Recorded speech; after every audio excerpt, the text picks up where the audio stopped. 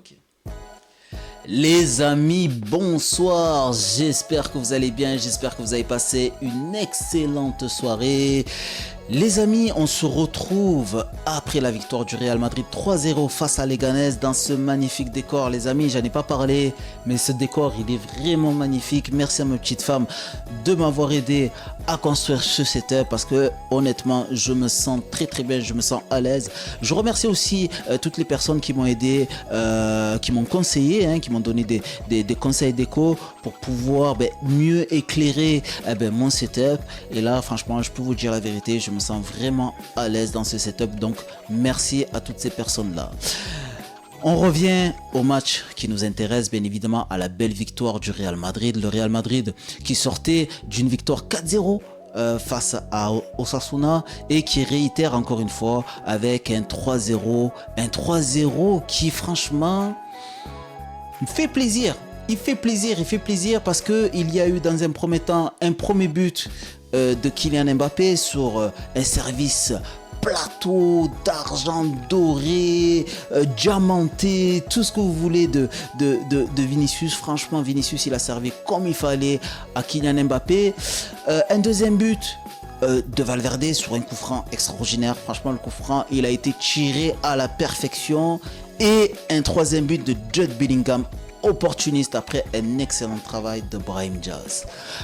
Alors dans ce match-là, le Real Madrid se déplaçait sur un 4-4-2 classique avec pas mal de changements.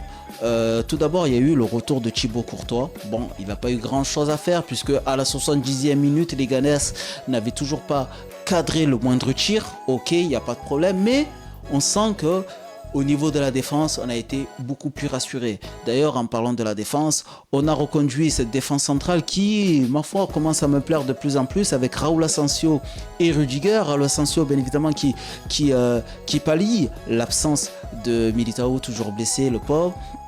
Et là où il y a eu du changement, c'était sur les côtés, puisque Fran Garcia a pris la place de Ferland Mendy. Et à droite, par contre, on a mis Valverde. On a fait glisser Valverde parce qu'on a vu que malheureusement Vasquez ne faisait pas l'affaire. Donc du coup, on a fait glisser Valverde et au milieu de terrain, du coup, on a préféré lancer Ceballos qui était rentré en fin de match contre Osasuna et qui là se retrouve titulaire aux côtés de Camavinga dans un milieu, ma foi, à plat où les deux jouaient les pistons.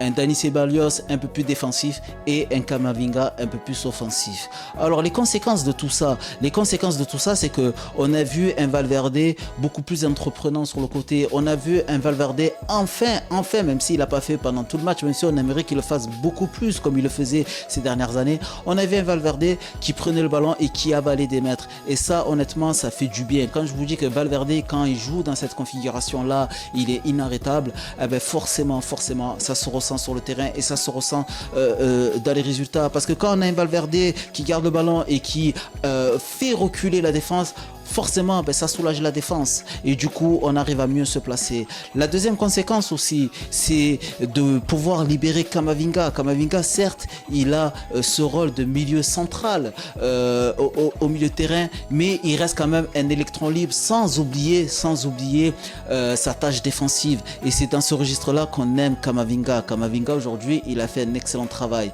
et ça c'est dû justement à l'excellent travail de Dani Ceballos qui a bien compris son rôle sur le terrain. Donc à voir aussi par la suite si Dani Ceballos arrive à garder ce rythme là et surtout dans les grands matchs, pourquoi pas reconduire ce milieu de terrain là, Dani Ceballos, Camavinga, en attendant que Tchouaméni retrouve son niveau.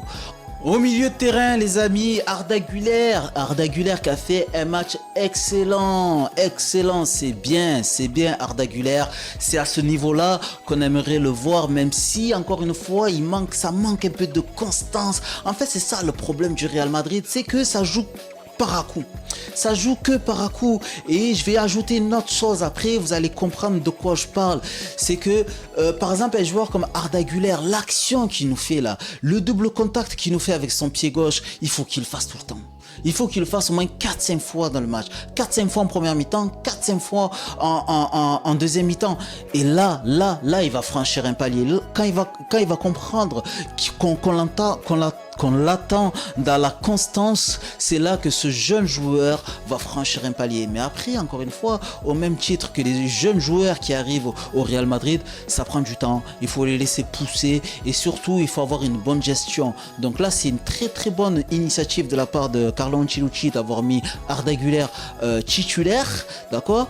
Parce que honnêtement, là, il a pu montrer toutes ses qualités. Que ce soit dans le domaine des coups de pied arrêtés, où il a placé franchement une très très belle frappe, ou alors dans son match en lui-même dans le jeu. Parce que collectivement, il a été bon et individuellement, il a été bon. Et en plus de ça, dans les replis défensifs, il a été généreux. Donc franchement, j'ai bien aimé le travail d'Arda Güler dans ce match-là. Ensuite, on a eu l'excellent match de Bellingham. Le seul truc que je reproche à Bellingham, c'est que parfois il en fait trop. Parce qu'en fait, il est tellement facile techniquement, il a tellement ce gabarit là où il peut bouger, il peut jouer physique et technique, que parfois il se laisse un peu trop emporter alors que il fait le plus dur. Tu as le numéro 5 de Zinedine Zidane, tu te dois de lâcher le ballon à un moment donné quand tu as fait la différence, parce que c'est là qu'on va dire que tu es un méga joueur. Pourtant, l'an passé, il ne faisait pas ça. Lorsqu'il faisait ses différences, ensuite, il lâchait plus vite le ballon. Peut-être que là, il se sent boosté physiquement, peut-être que là il se sent un peu mieux, peut-être que là il se sent un peu plus leader et qu'il a envie d'un peu plus pousser ces actions là, mais ça serait tellement bien s'il lâchait un peu plus vite son ballon, ou sinon honnêtement, que ce soit au niveau de son placement, parce qu'on lui reprochait souvent d'être trop isolé sur les côtés, de pas venir chercher les ballons, de pas être assez haut sur le terrain. Là on a vu un Bellingham plus offensif, là on a vu un Bellingham un peu plus créateur et un peu plus juste aussi techniquement et dans ses passes. Donc bravo, voilà, bravo à Bellingham, il a fait un match énorme. Même si au milieu de terrain, pour moi, le meilleur ça a été Camavinga, encore une fois. Et je note la belle performance de Dani Ceballos, parce qu'il a été très précieux dans ce match-là. Alors maintenant on va passer en attaque, on va passer voir les deux faufelés là qui sont Vinicius et Mbappé, parce que j'ai bien aimé le premier but. J'ai bien aimé le premier but parce que dans ce premier but les amis, on a vu qu'il y a eu une grosse discussion, on a vu qu'il y a des discussions et on a vu que ça avance. Ça avance les amis, ça y est, ça commence à avancer, ça commence à... Les automatismes les gars, ça se fait pas comme ça, parce que quand tu as un joueur comme Vinicius qui est très individualiste et un autre joueur comme Kylian Mbappé qui lui aussi a l'habitude de créer des exploits, forcément quand on les met ensemble, ben, il faut un temps d'adaptation, il faut voilà, qu'ils arrivent à se connecter tous les deux. Bon, il y a aussi Bellingham qui est en dessous, mais surtout Vinicius et Mbappé. Et quand on voit ce genre d'action-là, quand on voit que Vinicius a la clairvoyance de savoir qu'il y a Kylian Mbappé qui pique au deuxième poteau et qui peut lui donner le ballon, parce qu'il y a Arda Güler aussi qui arrive. Il peut donner le ballon à Arda Güler, mais il choisit d'appuyer sa passe pour la donner à Mbappé. Ça veut tout dire les amis. Ça veut tout dire les amis. Ça veut dire que les deux joueurs ont envie que ça marche. Après bien évidemment on aimerait que cette connexion se fasse plus naturellement, que cette connexion se fasse plus souvent. Mais ça va venir. Encore une fois les gars, ça va venir. Vous savez les amis, lorsque Zidane est arrivé au Real Madrid, il s'entendait pas avec Luis Figo. Il s'entendait pas avec Figo. Je vous promets. Il a fallu que l'entraîneur prenne les deux comme ça et qu'il dise, bon les gars, maintenant vous allez au restaurant, vous allez dîner ensemble, d'accord, et vous réglez votre problème. Ils ont dîné ensemble. Sincèrement, ça s'est passé comme ça. Ils ont dîné ensemble, ils se sont dit les choses et puis derrière ça s'est bien passé. Mais là c'est pareil pour Vinicius et Mbappé. Bon peut-être que voilà qu'un dîner ça servira à rien. Peut-être que mais voilà, il faut qu'à l'entraînement ces deux joueurs là ils soient tout le temps ensemble. Il y a une image que j'ai bien aimée aussi, c'est au retour des vestiaires en deuxième mi-temps, on a vu Bellingham, Mbappé et Vinicius sortir en même temps, se parler, se faire des câlins, sourire ensemble. C'est ça qu'on veut voir. Parce que Ça démontre que voilà, qu'encore une fois, on en fait trop. On en fait trop et on raconte tout et n'importe quoi sur la relation entre les joueurs, que comme quoi Mbappé va pas s'intégrer, etc. et tout. On a juste à voir les comportements des joueurs. Et là, on voit réellement s'il y a de la connexion, s'il y a de la chimie, si les joueurs ont envie de jouer ensemble. C'est dans ces moments-là, les gars, c'est dans ces moments-là. Et le but que Kylian Mbappé met, je suis désolé les gars, mais c'est un but qui est vraiment très important et c'est un but qui va faire du bien mentalement à Mbappé. Pourquoi? Parce que c'est le but du 1-0. C'est un but de 1-0. Donc du coup, il débloque la boîte, il débloque le match et ça rassure l'équipe de voir son attaquant, son numéro 9 marquer le premier but du match, débloqué en plus de ça à l'extérieur. Et vous savez que tous les matchs de Liga sont vraiment très difficiles et surtout à l'extérieur. Demandez au Barça, et ben voilà, là Kylian Mbappé il marque, là Kylian Mbappé est rassuré. Et en plus de ça, c'est Vinicius qui donne le ballon, c'est Vinicius qui lui donne un cadeau. Forcément que Mbappé, ça, il va s'en rappeler et il va lui donner un cadeau. Vous allez voir, il va lui donner un cadeau. Donc les amis, la connexion Mbappé, Vinicius, on va attendre, on va les laisser mûrir, on va les laisser fleurir. Parce que c'est vrai que voilà, que sur les 3 buts qu'on met, ce ne sont toujours pas des actions tiki-taka, c'est toujours pas des actions galactiques. C'est surtout sur une perte de balle, sur un exploit, un coup franc, un coup de pied arrêté, ou alors c'est sur un tir de Brahim Diaz, derrière il y a Bellingham qui est opportuniste. Nous, c'est vrai que voilà, qu'on aimerait voir des attaques placées qui partent de Thibaut Courtois et qui finissent au but. Mais les gars, ça reste quand même encore un début de saison, ça reste quand même, c'est toujours pas le milieu de saison, même si on y approche petit à petit, on reste quand même plus dans le début de saison que dans le milieu de saison.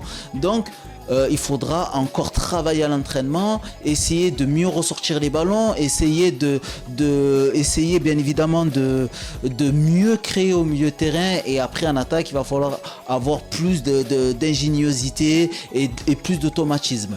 Mais voilà, encore une fois, c'est de bon augure avant le match de Ligue des Champions, c'est de bon augure avant d'aller affronter Liverpool. On répète nos gammes, on se donne de la confiance parce que sincèrement, comme je vous ai dit, techniquement, physiquement, les joueurs ils sont prêts, les joueurs techniquement, physiquement. Maintenant, tout va se jouer dans la tête. Voilà, dans la tête. Donc, c'est bien d'avoir gagné à l'extérieur 3-0, peu importe l'équipe en face, mais c'est bien d'avoir gagné 3-0 à l'extérieur. Pourquoi? Parce que tu vas encore te déplacer en Ligue des Champions, tu vas te déplacer contre Liverpool, une équipe qui est en pleine confiance, une équipe qui est leader de son championnat, qui est leader de ce championnat aussi de Ligue des Champions. Donc si tu vas là-bas et que tu fais un bon résultat et en plus de ça que tes joueurs brillent, ça pourrait débloquer réellement cette équipe-là du Real Madrid. Mais encore une fois les amis, on va rester terre à terre, on va rester cartésien, on va rester humble dans ce qu'on fait parce que, encore une fois, Liverpool, c'est pas un cadeau, ce sont des ogres, c'est pas un cadeau. Mais ça donne de la confiance. On revient aussi à 4 points du Barça, en sachant qu'on a un match en retard. Voilà, et qu'on doit jouer aussi le match retour contre le Barça. Donc il faut tenir, voilà, il faut tenir ce rythme-là et essayer d'engranger une bonne série, une très très bonne série comme on a pu le faire par le passé. Voilà les amis, c'est tout pour ce débrief-là. Encore un grand merci à tous ceux qui like, à tous ceux qui rejoignent la communauté, tous ceux qui suivent la page, que ce soit sur Facebook, que ce soit sur YouTube, que ce soit sur Instagram. Un grand merci à tous ceux qui like, à tous ceux qui s'abonnent, à tous ceux qui commentent, même si on n'est pas forcément d'accord avec moi.